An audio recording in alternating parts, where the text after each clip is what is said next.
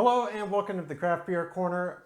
Today's episode is going to be another one that I expect is going to be filled with delicious beer.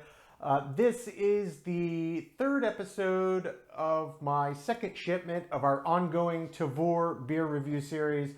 If you hadn't caught any prior, don't know what I'm talking about, Tavour is a company that is made for craft beer enthusiasts. They are based out of Washington State, and they have deals with brewers all over the country and indeed the globe that lets you get your hands on really, most of them otherwise very hard or near impossible or flat out impossible to get your hands on.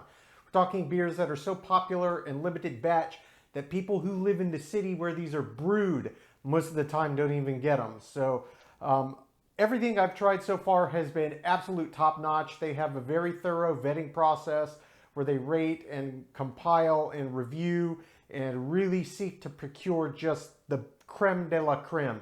And thus far, my experience using Tavour has been phenomenal. You typically get, I think, somewhere between a 3 to 5 week window to load up on as many beers as you want. You pay per cost of beer or sets it to, and you order as many as you want. Some of them they put a limit on due to availability. And after you hit the ship date, for a flat rate, all of the beer that you order in that time frame comes straight to your door. It is amazing. It's a great time to be a craft beer enthusiast. Nonetheless, for today's review, we are jumping into one of my absolute favorite categories, jumping into Imperial Stouts yet again. Today, we are going to be starting with Brewery Vivant's Port Love Shadow. This is an Imperial Stout that's been aged in port wine barrels. 9.8% ABV on this one. They are out of Grand Rapids, Michigan. Number two is from Breakside Breweries. This is their Grandmammy, also an Imperial Stout. This one I expect is going to be pretty big and interesting and complex. It's been aged in Pappy Van Winkle wheated bourbon barrels for over a year, and those same bourbon barrels also housed maple syrup. And in addition to that complexity, they also added sea salt, vanilla, and caramel. So I expect this is going to be a really big, aromatic, flavorful, just beer sensory experience. I can't wait to jump in on this one. It's 9% ABV. They are based out of Portland, Oregon. And then finally, we will finish off with Hubbard's Cave Salted Caramel Imperial Stout. This one is 12% ABV, and they are based out of Niles, Illinois. That's just outside Chicago. All three of these beers, big Imperial Stouts, got 3% ABV difference, but they all have something a little different to bring to the table. So I'm excited to get jumping right in, and we're going to do just that, starting with Brewery Vivant Port Love Shadow at 9.8% ABV.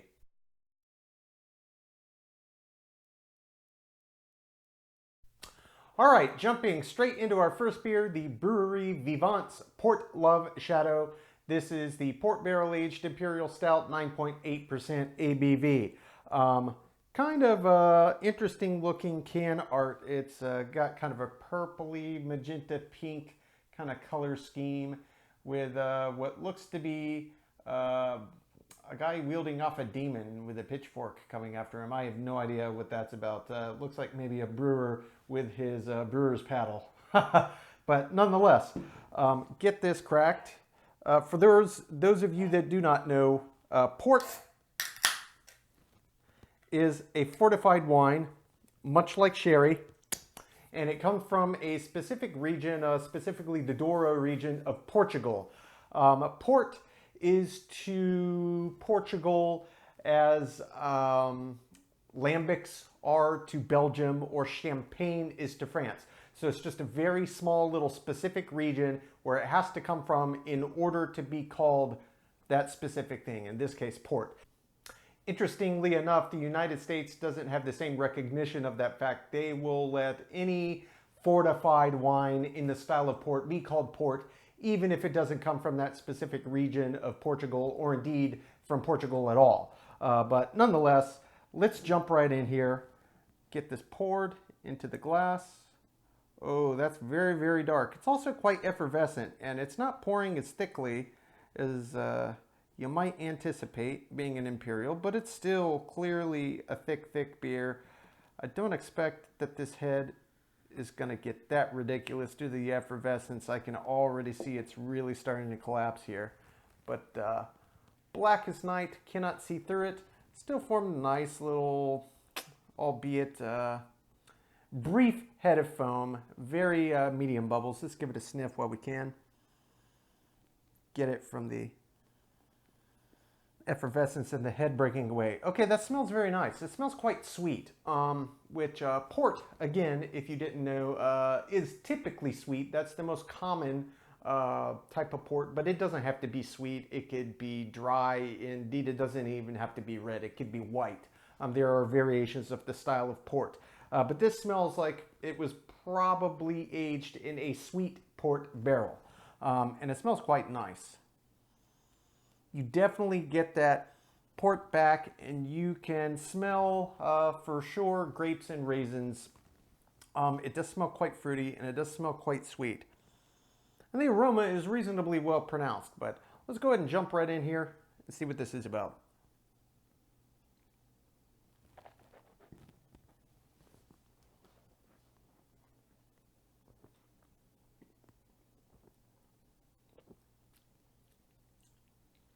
Oh, that's a big beer. That's a very big beer. Okay. It's got a long finish on this one. Gonna let it do its thing. I didn't expect it to take me in that direction, but I'm honestly rather glad that it did. Okay. So this opens up front with the flavors that you get on the aroma. Very sweet and bursting with that port back and grapes and raisins and bright fruitiness. And that lasts the first few seconds, and then it opens up into this really boozy quality. It does taste quite boozy. And that lasts for about 2-3 seconds. Then from there, it opens up to a classic stout flavor profile with deeply, richly roasted malts. Very, very richly, deeply roasted malts. Very chocolatey. Very bitter baker's chocolate, and it's got the edge of the roast on these malts that imparts this kind of smoky quality as well. Not like a wee heavy, not smoky like a Rauch beer or wee heavy, but the impression, more like, I've used this reference many times, a deeply, deeply roasted French roast coffee bean. It's the edge of being burned before it hits the smoke point. So it's that deep, deep, rich roast that's just intense and rich and bitter. And it binds with all of that chocolate flavor that opens up from the deeply rich roasted malts. And then you get just this lingering just hint of that port and the grapes and the raisins that sits on top. And it's like in equal parts, the deep roasted malt and the port and the grapes and the raisins. This is a really, really nice beer. I didn't expect it to break away into such a classic Imperial Stout flavor profile, but honestly, it really, really works with that sweetness, and then it goes in a total 360 to deep, rich roasted. Ah, that's a great pairing. I'm gonna have another sip here. Think on it again.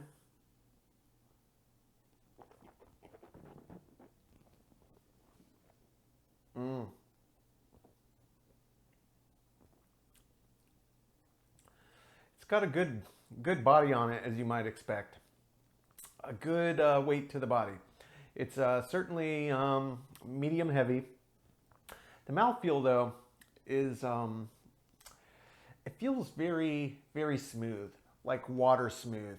A little bit of the effervescence you get in your mouth as it rolls around, but it feels very smooth. It does have some weight to it. It's not super duper viscous. It's not syrupy or even anywhere near that, but it's got some thickness, so it does stick to the palate, which I do think is probably contributing to the very, very long finish here. This is a really nice beer. I like it. I'm a fan. It's got a lot of interesting characteristics about it, and never had a port barrel aged stout, and I gotta say, I think it absolutely works. It'd be interesting if they brewed this in different styles of port, or maybe some other type of fortified wine like sherry, something like that, just to expand and see what all it brings to the table. Maybe don't even change the bill, but just change up the barrel and see what it does to the beer. That's really fun. But this is a good beer. I'm going to take my time slowly enjoying this one while I come up my scores. And I will come back and we will jump into the Breakside Brewery Grandmammy 9% out of Portland, Oregon.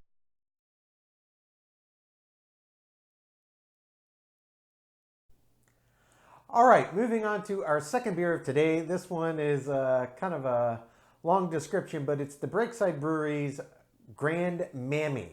And this is an Imperial Stout that is aged in Pappy Van Winkle wheated bourbon barrels for over a year. And these very same Pappy Van Winkle barrels also housed maple syrup in them as well. And then they added sea salt, vanilla, and caramel. So I expect this is just going to be full of aroma and full of flavor. This is 9% ABV out of Portland, Oregon. So let's go ahead and get this poured into the glass. I can't wait for this one. It's a nice looking pour. It's not super thick or viscous. It's got some nice effervescence to it. Very, very dark, as you would expect. I poured that reasonably well. Yep, and the head formed beautifully. Absolutely beautifully. Let's get a good look at this. This, by my benchmark, is a picture-perfect, appearance-wise Imperial Stout. I cannot remotely see light through it, even holding it up to my set's LEDs, not even remotely penetrating it. It is as black as the night. The head formed reasonably well. It looks not creamy per se, but it's foamy. It's got a mix of medium and small and larger bubbles, but the bulk of it is nice, small, tight bubbles. So it's holding well, and it's clinging to the side of the glasses quite nicely. Let's give this a slight bit of agitation and give it a sniff. Okay, on the nose, you can smell the malt backbone. It's very much in the back, but the forefront is that absolute big bourbon barrel, and you can smell that maple for sure. I can't smell the caramel, but there is just a hint of vanilla, which it's hard to say if that's from the added vanilla or if it's from the bourbon barrels.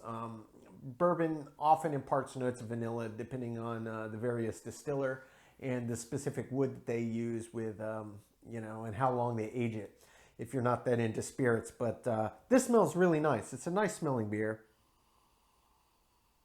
The aroma is not super pronounced, which is kind of surprising to me. I'm going to give it a bit more agitation, just see if I can wake up the aroma here. Yeah, I can smell it. It's not a super pungent aroma, but it smells very nice, exactly as I described prior. And it looks great. Head is settled beautifully now, and it's holding nice and true. So let's jump in. Great looking head, too.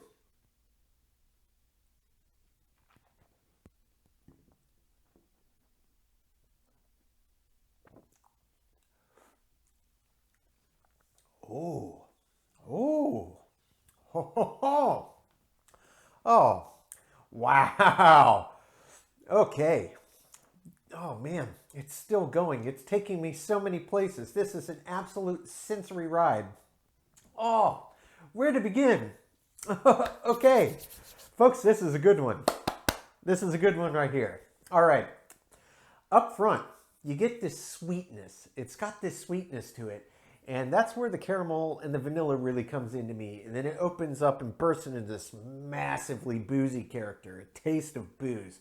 Big, big, big boozy. I spilled beer all over me. That head just dripped straight out of my mustache.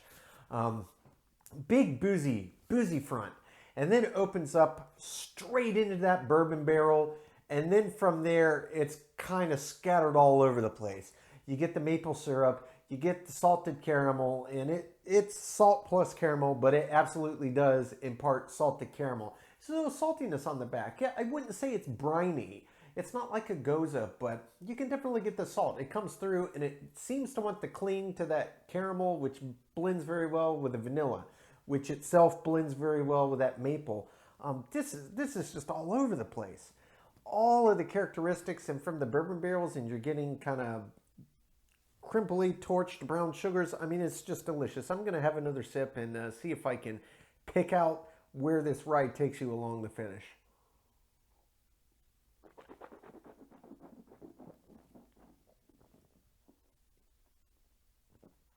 While I'm waiting, medium body, rather viscous mouthfeel. Yep, sweet, maple, vanilla, booze, bourbon. bigger kick of bourbon, dark brown sugar, molasses, vanilla, maple, caramel, salt, mixing again with the vanilla and the maple, and then more bourbon. To be honest, the malt bill isn't really the star of this beer, and I don't mind that at all. They went through the time to put so much thought into compiling their ingredients and their aging process that is the shining star. That is the story of Grandmammy. And I am not disappointed by this beer in the slightest. There are so many flavors and they are so big. This is absolutely, absolutely delicious. If you like aged beers and or any of the ingredients that I listed that are in this for sure you will want to experience. The finish is so long too. It's just so long. And it's so well balanced. Everything plays its part. Nothing overshadows any other ingredient player in this. This is just a rock star of an Imperial Stout. I absolutely love this. I'm going to take my time sipping this. 9%, it's not that huge, but I don't want to just be chugging or slamming or wasting any of this beer. This is liquid nectar. This is meant to be savored and enjoyed, so I'm going to do just that. I'll come up with my scores, and then we will come into our final beer of the day, the Hubbard's Cave Salted Caramel Imperial Stout. Biggest ABV of the bunch, 12%. That's out of Niles, Illinois.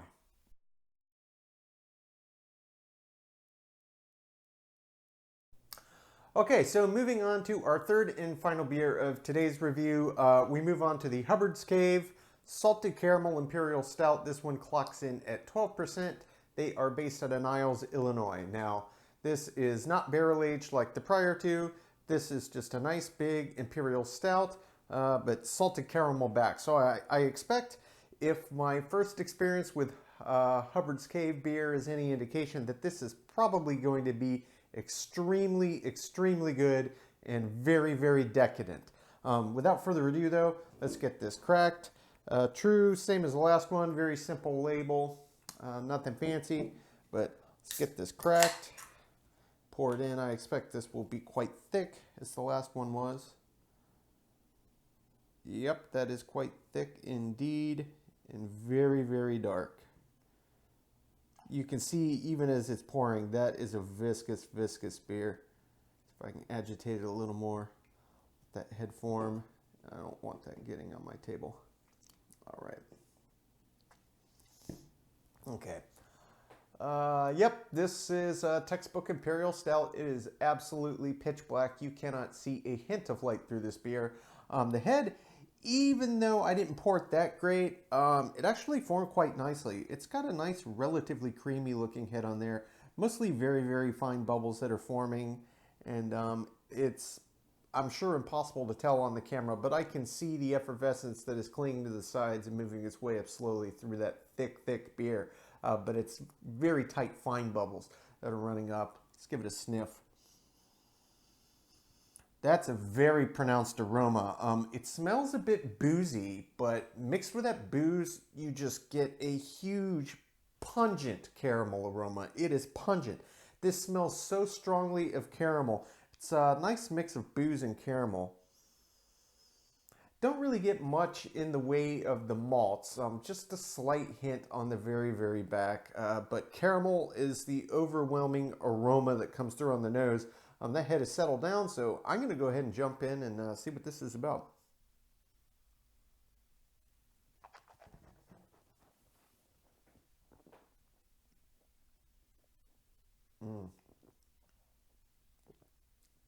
Ho ho. Oh, Hubbard's Cave, you're 2 for 2 for me. Oh, that is bloody good beer. Yeah, this is very much like the last Hubbard's Cave I had several episodes ago. It's extremely rich. This is very big, rich, heavy beer.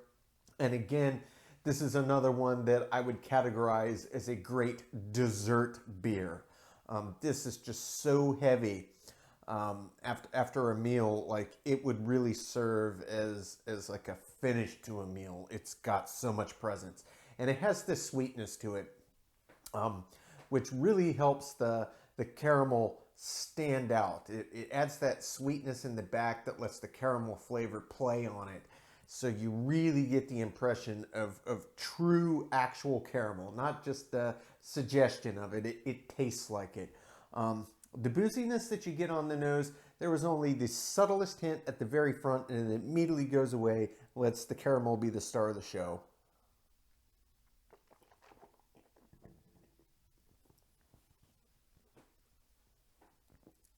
That's got a medium heavy body. It's not as heavy as you might think. It's thick and dark and higher the ABV is, but the mouthfeel is perfection. It's silky smooth and it is beyond viscous, and it lets the flavors just linger around the palate. It's absolutely linger. The sea salt they added in there, it comes in and helps mellow out the sweetness of the beer. That really lets it kind of take a nice balance on the caramel, because it does have this upfront sweetness, but it doesn't kill you with the sweet intensity. The adding the salt was a really good idea. Now I don't know if they used actual salted caramel or if they used caramel and then they salted it as well, but it helps to balance it out. For my money, it could have been even a little more salt forward to take the sweetness down just another notch. But this is a really, really, really nice beer. Really nice beer. This is big. This is heavy. I'm going to have to take quite a while here to slowly enjoy this. It's so big and so decadent. But that'll give me plenty of time to work up my scores. And then we'll come back and get all three of these ranked from top to bottom.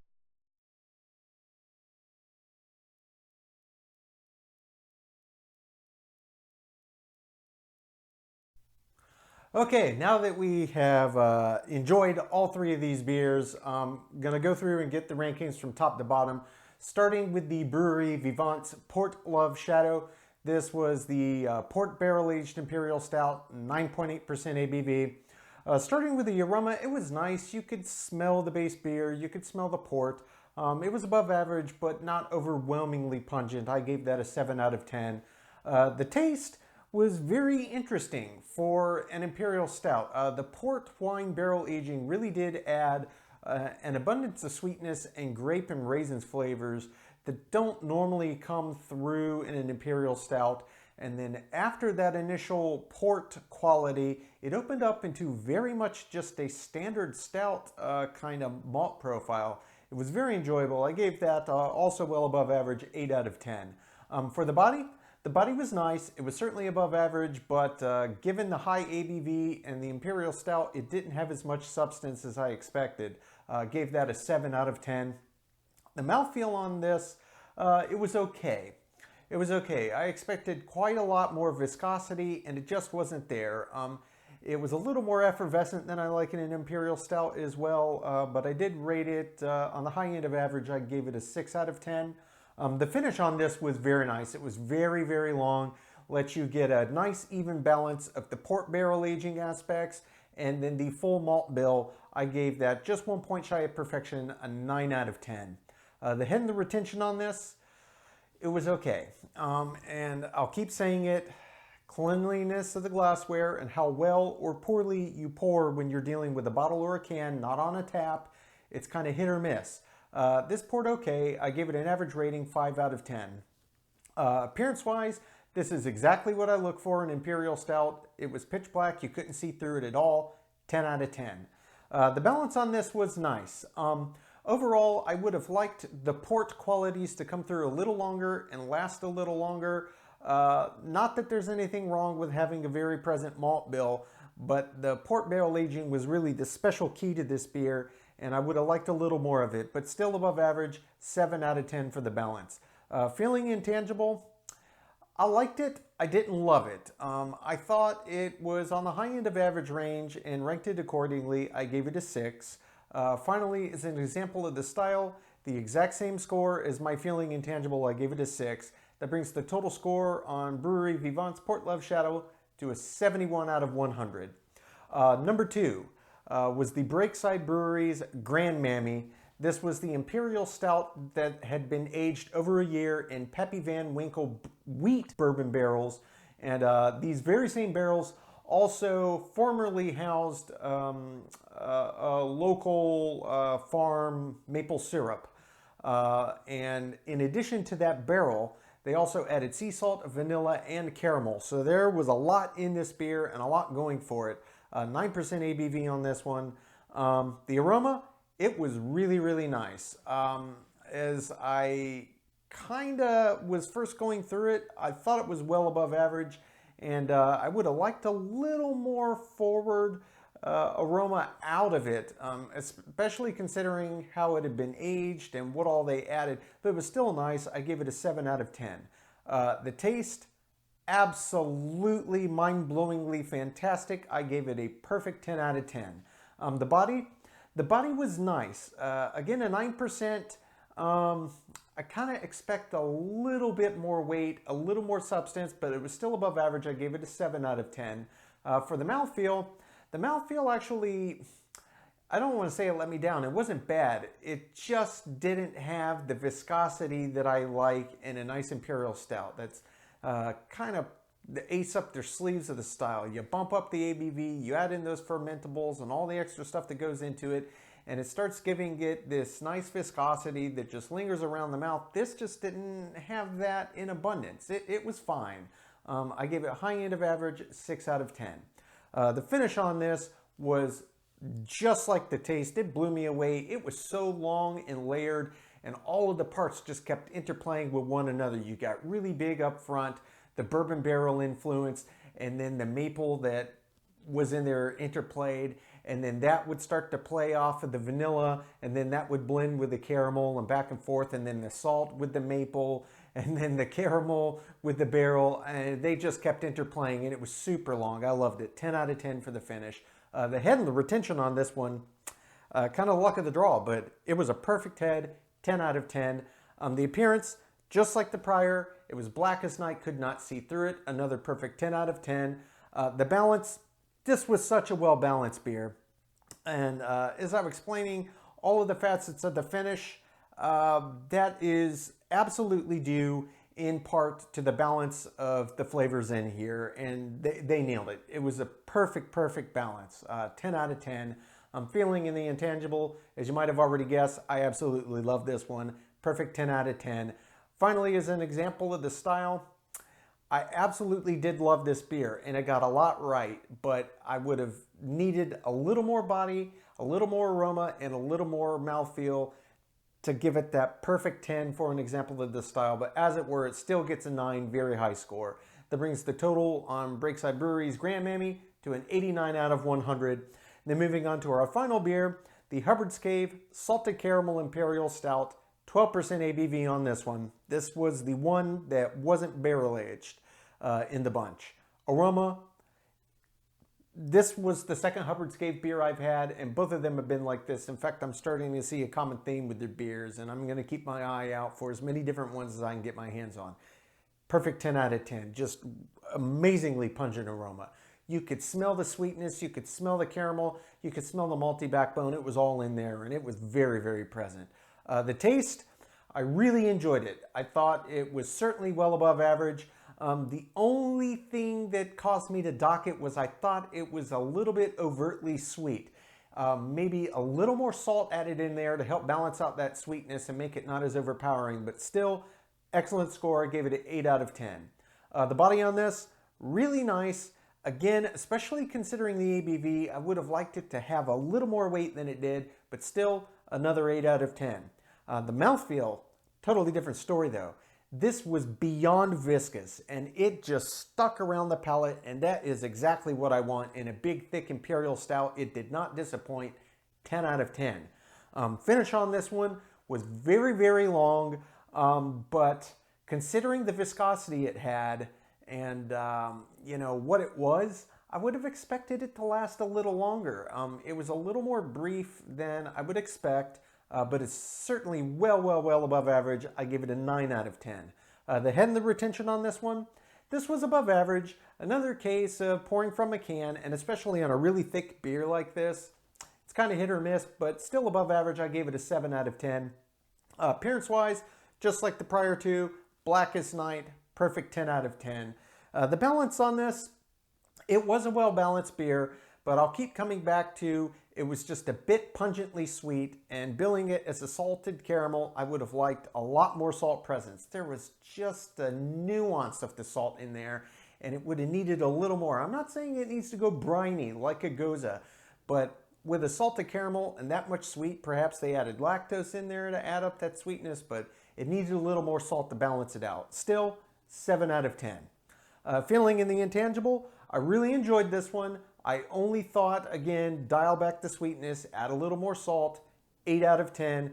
Finally, as an example of the style, I gave it the exact same score as the feeling in the intangible, 8 out of 10. And it's for the same reason. Needed just a little less sweet, a little more salt to kick it up a notch for me. But nonetheless, another very high score on the Hubbard's Cave Salted Caramel Imperial Stout, 85 out of 100. So all very good beers, some quite a bit higher score than the others, but they were all very, very good. Another excellent, excellent beer selection from Tavour. I'm really enjoying doing this. I'm hoping y'all are enjoying the content and getting some value, seeing what's out there, because a lot of these are going to come back. Tavour does that. It's not just once and it's gone. If they're popular beers and they keep making them, they're going to bring them back and let you try to get them again, or if you missed them the first time around. So I definitely do recommend you checking out Tavour. I am going to get my code linked onto my website, which is www.thecraftbeercorner.com, so I can get my personal Tavour code on there. If you're new to Tavour, never used it before, and you're looking into it, you can enter my code and get $10 off on your first order. So a nice little perk. You can get a beer or 2 or 3, depending on the type of beer that you get. Some are significantly more expensive than others. Some are X4 singles, some you get in twosies. But all really great selections. It's definitely worth checking it out. Ladies and gentlemen, as always, I do appreciate you tuning in. We are trying to grow our channel. If you've been enjoying this content, I do encourage you to consider liking and subscribing. It really helps the channel grow and helps other people find our content. And we are doing this just to get the word out. Craft is amazing. We are passionate about it, and we want to help you along that journey. If you want to know when our videos drop, you can click the notification bell and it will let you know as soon as they go live. And by all means, feel free to share the link and share this content and any other of the prior videos with your fellow beer-loving friends. The more the merrier. We'd love to see you, and certainly would appreciate any comments. I am taking feedback, so if you have suggestions, things you'd like to see, things you wish I would stop doing, please let me know. I will absolutely take it to heart, trying to make this channel something that A, I am proud of, B, I enjoy doing, and C, most importantly, something that you enjoy and get value and entertainment out of. So thanks again. Until next time, keep it beer, keep it craft. We'll see you on the next one. Cheers.